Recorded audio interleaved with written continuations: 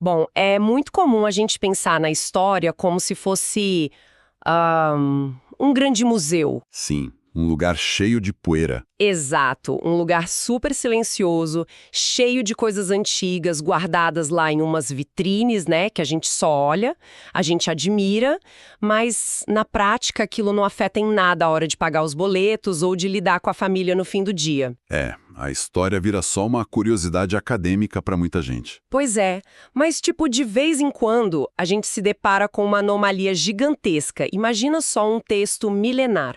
Um documento que não apenas sobrevive fisicamente a todo o desgaste do tempo, mas que atravessa séculos inteiros de críticas. Críticas bem pesadas, inclusive. Muito. Críticas científicas violentas, questionamentos filosóficos, debates que literalmente derrubaram impérios. E o mais louco é que, ainda assim, hoje, esse mesmo texto exige uma obediência prática e moral de quem decide acreditar nele. É um fenômeno que desafia a lógica moderna, né? Como é que uma estrutura tão antiga consegue sustentar um peso monumental desses? Ainda mais hoje, na era da informação. Então, eu fiquei fascinada com isso. E é exatamente essa a missão da nossa análise profunda de hoje. Nós vamos colocar esse conceito de autoridade bíblica, a famosa sola escritura, direto no banco dos réus, Excelente. É a melhor forma de testar as ideias. né? E para isso, a gente vai se basear nas pesquisas e na síntese teológica de um autor chamado Paulo Anglada. A ideia é entender, tipo, como essa ideia sobrevive ao escrutínio acadêmico. E vale lembrar que não é um passeio simples. Sabe, a gente vai ter que sujar as mãos na história da Reforma Protestante. Sim, vamos passar pelo triturador do debate intelectual ali e depois aterrissar em uma teologia muito pé no chão, daquelas que ditam como as pessoas tratam órfãos, viúvas e até a própria língua. É o que vai guiar a nossa exploração aqui, justamente a busca por entender a espinha dorsal desse debate, que é muito antigo. É a grande questão da autoridade máxima, né? Num mundo com tanto barulho, com tantas vozes, quem é que tem a palavra final? Bom, então vamos desempacotar isso tudo. A pesquisa do Anglada leva a gente direto para um momento histórico bem crucial, que é o parágrafo 10º do primeiro capítulo da Confissão de Fé de Westminster. Um documento importantíssimo para o protestantismo. Demais, um marco fortíssimo. E lá está registrado, tipo, com todas as letras, que o juiz supremo, aquele que deve determinar todas as controvérsias religiosas, julgar doutrinas e tudo mais, não pode ser outro senão o Espírito Santo falando através das Escrituras. Sim, essa é a formulação clássica. Mas aí eu te pergunto, como foi que a cristandade chegou a esse ponto? Tipo, de ter um texto e não um papa ou um imperador definindo de um jeito tão absoluto onde é que mora a autoridade. Para entender o peso disso, a gente precisa meio que se transportar para aquele caldeirão histórico que foi a Reforma.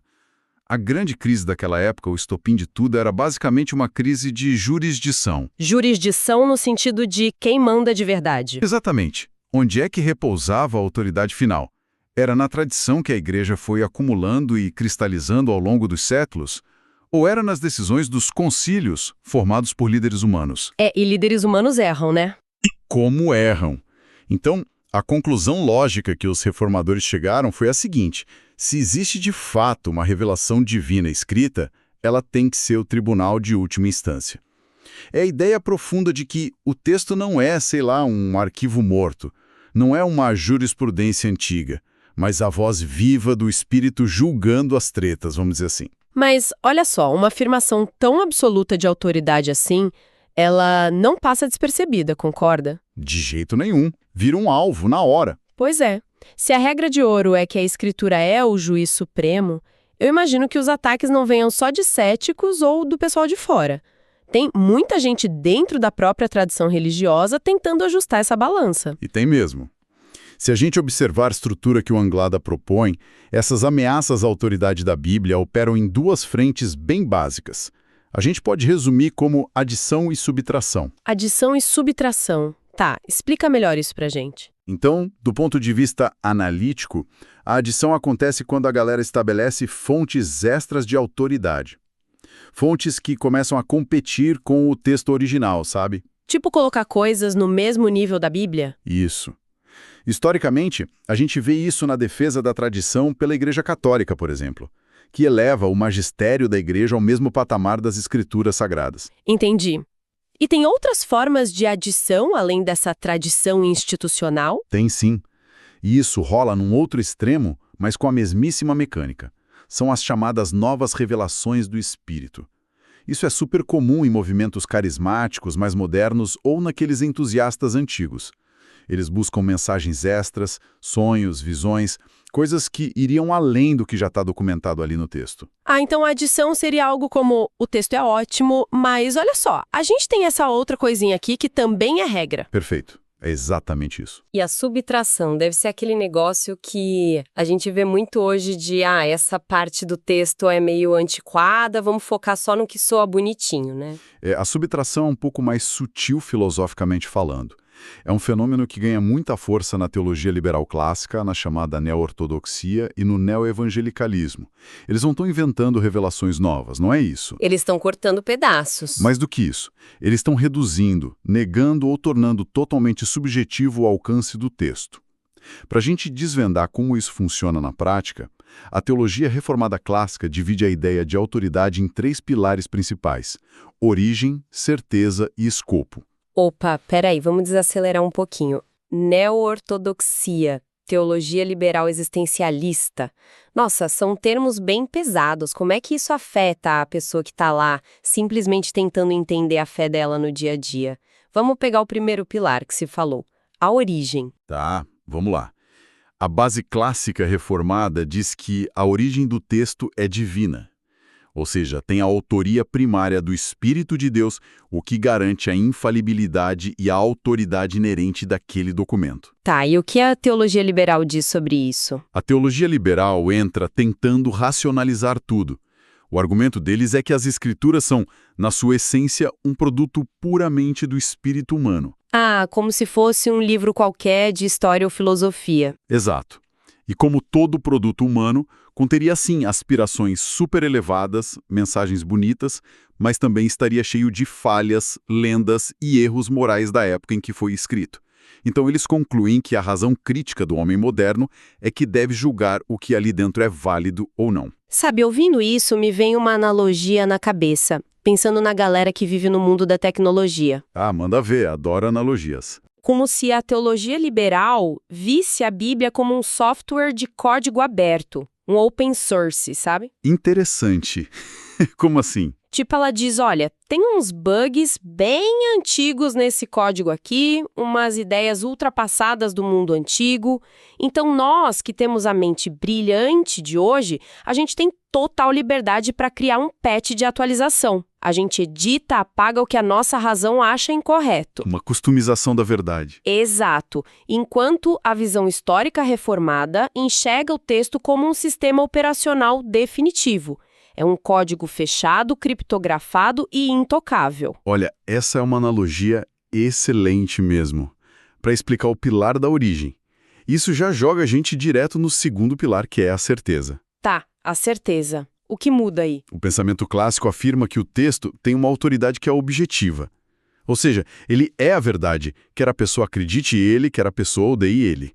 É um fato externo. Independe de mim. Independe. Já a tal da neo-ortodoxia trabalha em uma base completamente existencialista. Para essa visão, a Bíblia não é a palavra de Deus quando está lá parada na estante pegando pó. Ué, e ela vira a palavra quando, então? Ela apenas se torna a palavra de Deus no momento em que a leitura provoca um encontro existencial, quando bate aquela emoção e toca o seu coração. Nossa, ou seja, a validade da verdade passa a depender da minha temperatura emocional no dia? Se eu ler e, sei lá, não me arrepiar, então não é verdade pra mim naquele momento. É exatamente isso. Gente, mas isso é definição pura de tornar a verdade refém do sujeito. É o relativismo total. Com certeza. É uma mudança de eixo radical. Tá, e o terceiro pilar? O escopo. Eu lembro de ler nas anotações das fontes sobre uma galera que aceita o texto para falar de coisas espirituais, tipo salvação, mas rejeita completamente a Bíblia quando ela fala de história ou ciência. Esse é o chamado neo-evangelicalismo. Eles tentam achar um meio termo, sabe? O discurso é mais ou menos assim: a Bíblia é infalível quando ensina como ir para o céu. Beleza, mas ela pode estar lotada de erros quando fala de geografia, biologia ou eventos históricos. Tá, mas qual o problema disso? Sendo bem prática, se eu confio num cirurgião para me operar e salvar minha vida, eu não preciso que ele seja um gênio em geografia, certo? Ele só precisa saber medicina. É um bom ponto, mas a análise do Anglada mostra que tem um perigo estrutural imenso nisso. Ele até cita o teólogo Herman Ridderbos para demonstrar que é logicamente impossível fatiar o texto dessa forma. Por que é impossível? A diferença é que a fé cristã não é uma filosofia abstrata, uma ideia que fica pairando no ar. Ela é baseada na premissa de um Deus agindo dentro da história humana, no espaço e no tempo real. Ah, então os eventos importam. Muito. Se o contexto histórico relatado ali for falso, ou for só um monte de lendas, como é que o conteúdo salvífico que aconteceu dentro dessa mesma história pode ser firme? É a mesma fundação. Se a base racha, o prédio cai. Exato. Além do mais, o propósito de toda essa redenção na teologia não é só salvar uma alma etérea para ficar tocando harpa nas nuvens.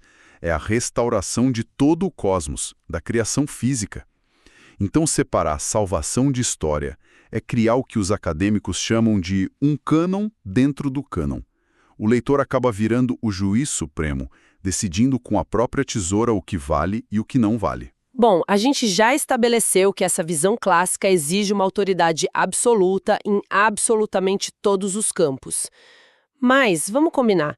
No mundo moderno, você bater no peito e dizer esse texto é infalível em tudo, atrai um alvo gigantesco para suas costas, né? Ah, sem dúvida. O mundo não perdoa isso. A mais curiosa. E aí que a discussão fica fascinante de verdade.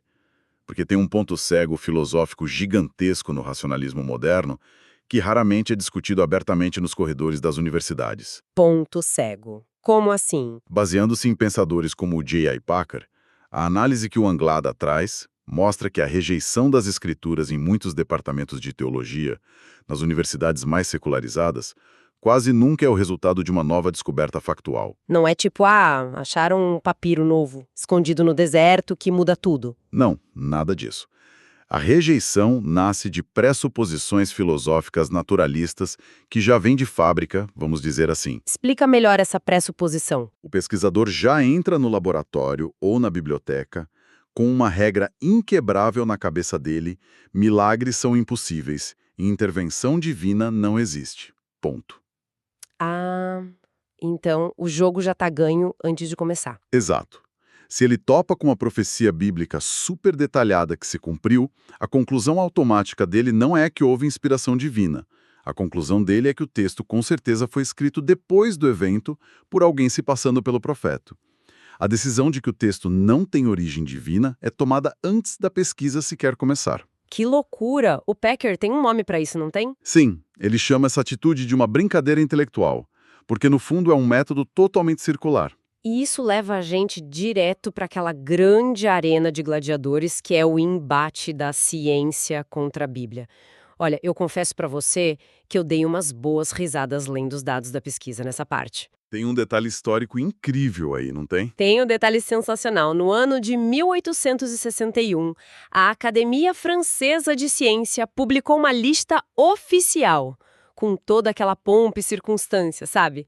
E nessa lista tinha 51 fatos científicos estabelecidos. E qual era o objetivo dessa lista? O objetivo era, teoricamente, sepultar a credibilidade da Bíblia de uma vez por todas. Eram 51 provas definitivas de que a religião estava errada. Um documento feito para ser o último prego no caixão mesmo. E qual foi o desfecho dessa história toda? Então, pasmem, 135 anos depois, todos os 51 fatos científicos que constavam naquela lista absolutista foram totalmente descartados e substituídos pela própria ciência. Todos eles? Nenhum sobreviveu, nenhumzinho.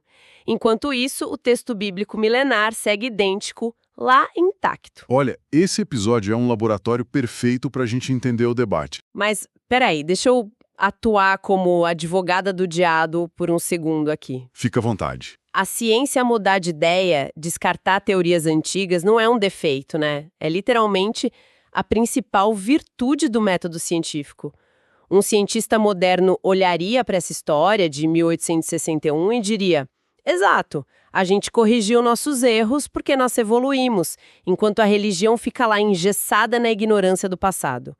Como é que a teologia responde a isso sem parecer só um negacionismo cego? Essa era a provocação central do argumento, com certeza. A intenção do Anglada ao citar esse evento não é diminuir o método científico de forma alguma. A ciência trabalha descobrindo, refinando o mundo natural, e essas correções são, de fato, a força do método. Tá, então qual é o ponto do argumento teológico? O ponto é o seguinte: tentar forçar a Bíblia a se alinhar e a usar o linguajar exato do consenso científico de cada época é um verdadeiro suicídio lógico. Se a Bíblia usasse os fatos exatos da França de 1861 para ser considerada super válida e moderna naquela época, ela seria considerada totalmente obsoleta e mentirosa hoje. Nossa, faz todo o sentido do mundo. Se ela ancorasse a verdade dela na ciência daquela época, ela afundaria junto com aquela ciência quando os paradigmas mudassem. Precisamente. É por isso que os teólogos argumentam que a Bíblia não é e nunca tentou ser um manual de física quântica. Ela utiliza uma ferramenta que a gente chama de linguagem fenomenológica. Linguagem fenomenológica. Que é basicamente descrever o fenômeno do jeito que ele aparece ali para o observador humano. Certo. Vendo que o olho humano capta. E convenhamos, a gente faz isso diariamente hoje em dia. Ninguém assiste ao telejornal e fica acusando o cara da previsão do tempo de ser um negacionista da astronomia, né? Com certeza não. Ninguém briga com ele quando ele diz que o Sol vai se pôr às 6 da tarde, em vez de dizer, atenção, a Terra vai completar sua rotação de forma que o nosso horizonte ocultará o Sol. É a linguagem da aparência. Simples assim. É prático. E o mais surpreendente é que, mesmo usando essa linguagem do dia a dia, os autores bíblicos evitaram cair nos mitos bizarros das épocas deles. Tem passagens poéticas muito à frente do tempo, como Jó falando sobre a terra pairar sobre o nada, ou Isaías citando o círculo da terra. Certo. Entendi bem essa defesa contra os ataques externos da ciência. Mas e aquelas discrepâncias internas? Porque, vamos ser honestos, há contradições aparentes no próprio livro que deixam muita gente muito confusa. E a crítica acadêmica usa muito isso. Demais. Por exemplo, pega os relatos da conversão do apóstolo Paulo lá no livro de Atos. No capítulo 9, o texto diz que as pessoas que viajavam com ele ouviram a voz que falava com Paulo. Mas aí você vira algumas páginas, vai para o capítulo 22 do mesmo livro e o próprio Paulo diz que os companheiros não ouviram a voz. Isso é um curto-circuito na lógica? Não é? Olha, pareceria uma falha bem gritante mesmo se a gente estivesse lendo só uma tradução superficial e desconectada do idioma original.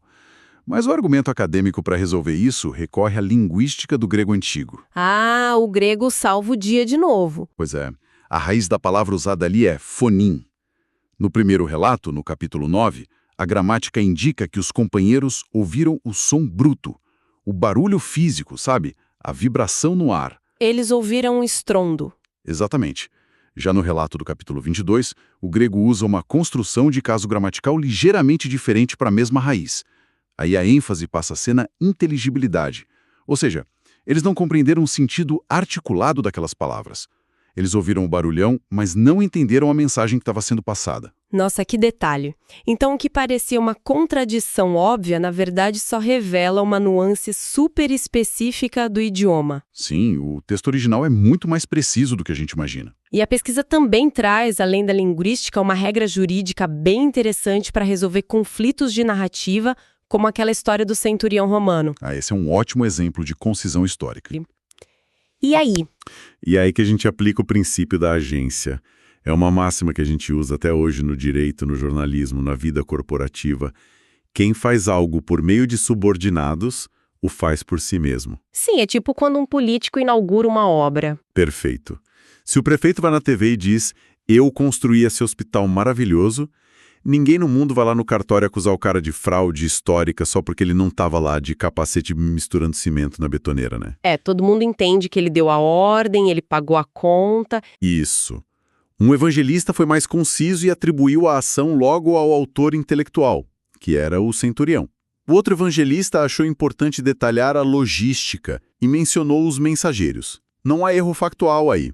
O ponto fundamental de toda essa defesa racional é observar como Jesus e os próprios apóstolos tratavam o texto. Como assim? Eles citavam pessoas como Noé e Jonas, que hoje a galera acha que são só metáforas, não como fábulas morais, mas como eventos inquestionáveis e reais da história humana.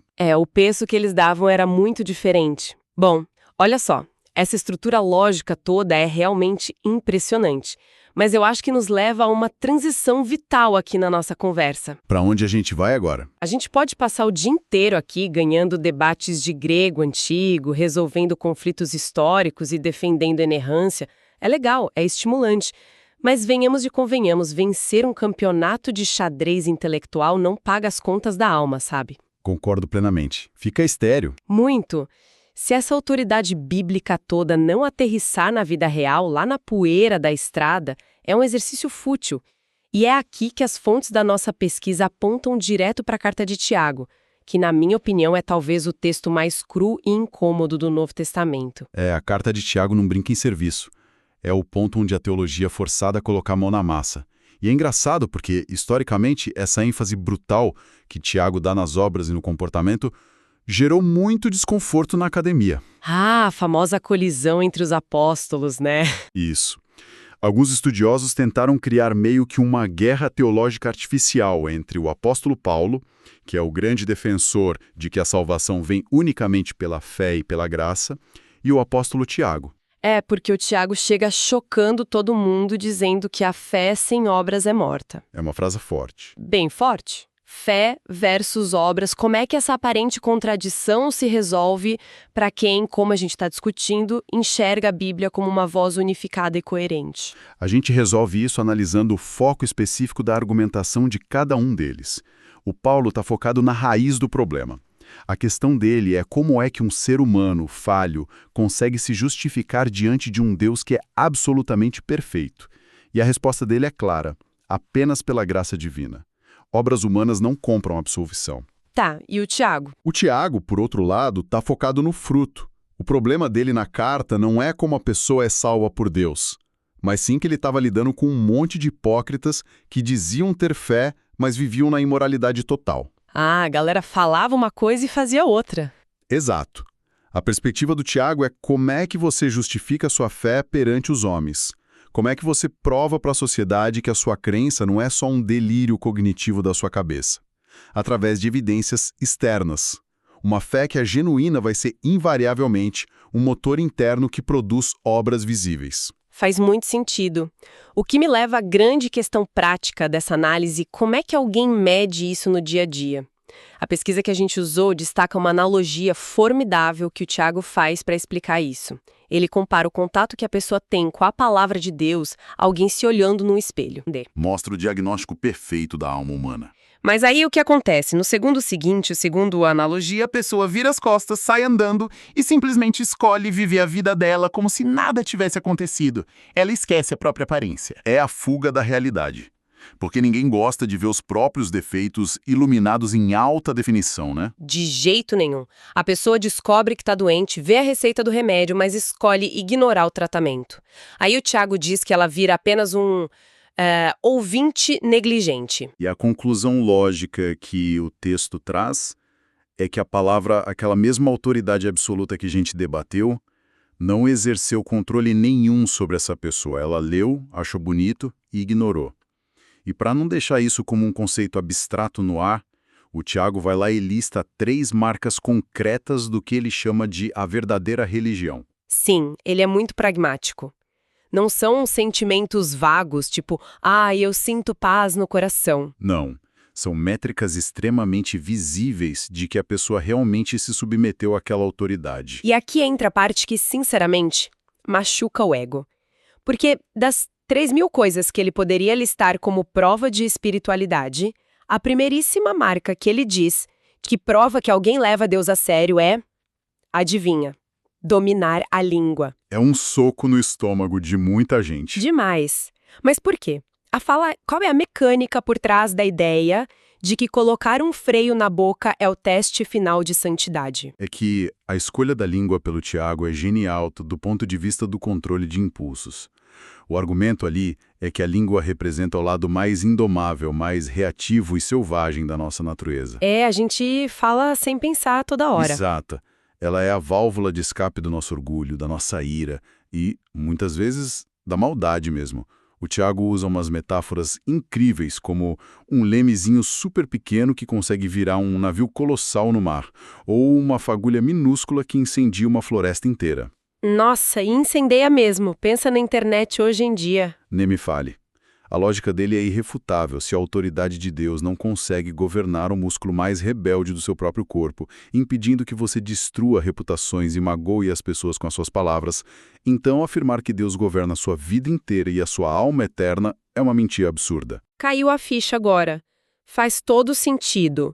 Se o tal do juiz supremo não manda nem no tribunal da minha boca, ele não manda em nada, na verdade. Exatamente isso. E a segunda marca é aquela famosa ação de visitar órfãos e viúvas nas suas tribulações.